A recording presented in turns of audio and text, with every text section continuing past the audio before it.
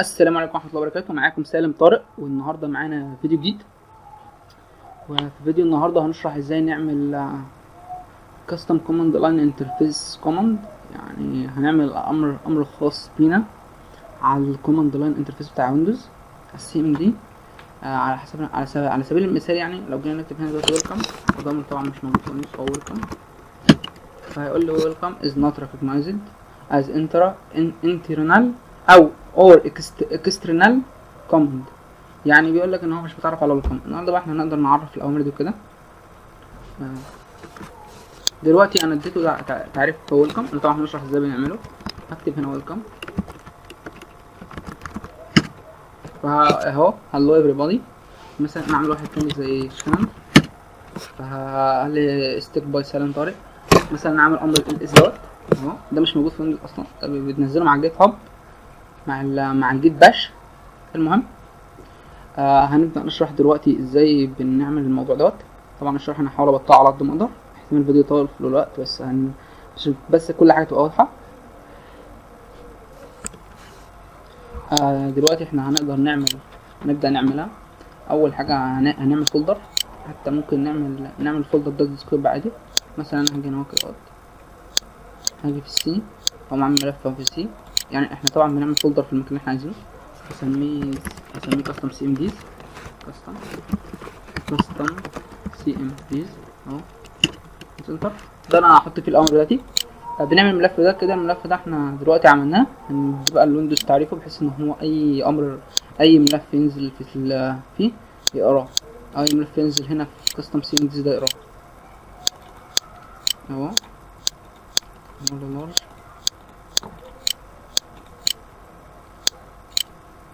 هنقول له properties. هنيجي على this كمبيوتر، هندوس كليك يمين، هندوس properties اهو، اخر واحدة هنختارها. بعد كده هنختار advanced system settings. بعد كده هندوس فيها. الكلام اللي انا كل ده بعمله، ده كله امن، واي حد ممكن يعمله عادي، بس المهم ننتبه فيه عشان احنا داخلين على بيئة ممكن اي تغيير فيها يبوظ الدنيا. هنجيب environment variables اهي، متغيرات البيئة، هيفتح لنا ديت اهي. هنسيب الاولى دي، هنجيب التانية، هنلاقي بقى الثانوي ده، هندوس دبل كليك، هيفتح لنا ديت. طبعا ده الملف اللي انا هعرفه على الديسكتوب اللي انا حاطط فيه الاوامر ال اس والكلام ده كله. بندوس له نيو، بعد كده نقول له براوز، هنفتح لنا النافذة دي.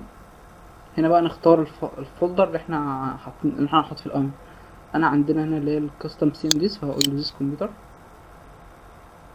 سي، فين كاستم سي ام ديز اهو، هندوس كده واقول له اوكي. خلاص كده حفظناه، اقول له اوكي، هقول له اوكي، هقول له اوكي. كده احنا خلصنا، كده احنا ضفنا الملف. احنا كده حطينا الملف، بس مفيش اي افاده منه، يعني ما استفدناش حاجه. فعايزين هنشغلها ازاي؟ يا اما لو عندنا اي دي اي تكست اديتور الكلام ده كله هنفتحه. مثلا انا عندي فيجوال ستوديو كود، هنسيبنا من نت بينز ده، لو فتح هيوقف الدنيا. او حتى ممكن نعملها بالنوت باد عادي، يعني مش هتفرق معانا كتير.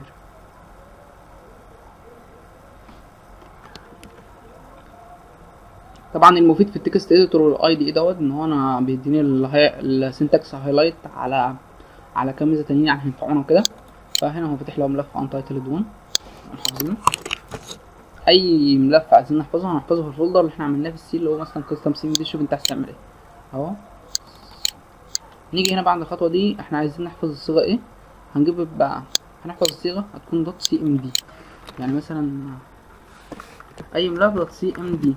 والمهم في الموضوع، المهمه دي بكررها تاني، الاسم بتاع الملف بتاع السي ام دي دوت هو نفسه الاسم اللي هنادي بالامر. يعني على سبيل المثال انا هعمل اسم سالم اهو، وهقول له سيف كده اهو. طبعا هو مش متعرف عليه هنا، يعني بالنسبه له هو مش ملفات مقريه، فلو كده هننزل. المهم هنكتب بقى الامر اللي احنا عايزينه هنا. الاوامر اللي احنا المفروض اول ما نكتب ده يقوم مدخلها لنا. مثلا هكتب hello from سالم واحفظ الملف. هنلاقي الملف هنا اهوت اهو. الملفات هنحفظها يا اما بصيغة CMD يا اما بصيغة بات، يعني اهو كده، يا اما صيغة BSD يا اما صيغة بات، مفيش صيغة تالتة لانه ما هيقراش الصيغة التالتة اهو. لما نيجي هنا اهوت احنا كده معرفين له الفولدر ده. المهم دلوقتي هنكتب سالم هلو فروم سالم، بس هو مدينا هنا تحتيها هلو is not recognized. طبعا عشان انا مكتب له هلو لان هلو بالنسبه له مش امر، يعني لو عايزين مثلا نذبحها نكتب له ايكو اهو. طبعا احنا الاوامر اللي بنكتبها اهو، قال لك ايكو سالم هلو فروم سالم. طبعا احنا الاوامر اللي بنكتبها هنا بتكون اوامر سي ام دي اصلا متعرفه وهو بيبني واحنا بنبني عليها. يعني مثلا هنا مثلا في اللينكس والماك في امر اسمه كلير. في ويندوز هم مستبدلينه بسي ال اس، فاحنا ممكن نبقى عاملين كده مثلا اهو. هنجيب ديت هنقول له هنعمل نيو فولدر نسيبه هنسميه كلير دوت سي ام دي زي ما اتفقنا. حافظين الملف كلير دوت سي ام دي. نقوم داخلين هنا ونكتب سي ال اس مثلا بس. احنا كده بالنسبه لنا عرفنا طبعا احنا زي ما احنا شايفين ده كده، ده تبع الهايلايت، تبع السنتكس هايلايت اهي. احنا كده عرفنا له امر كلير، فنيجي ناخد وسط نكمل له كلير اهو. شغلنا في شغل ما بنكتب سي ال اس.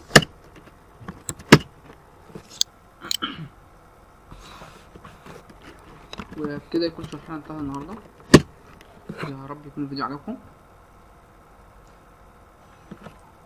عجبكم، لو ما تنسوش تشتركوا في القناه عشان يوصلكم كل جديد مننا.